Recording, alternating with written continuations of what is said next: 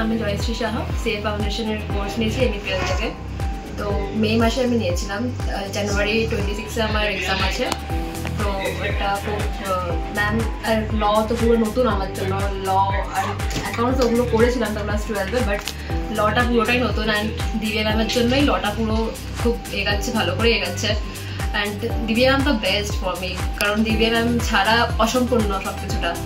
And other faculty Sandeep sir দিয়ে বহুত like ম্যাথসে ভালো ভালো ইউনিক শর্টকাটস মেথড দেখাচ্ছে, তারপর আরও ভালো ভালো ম্যাথসটাকে ভালো ইমপ্রুভ করাচ্ছে, কীরকম ম্যাথসটা আরও ভালো করতে হয়।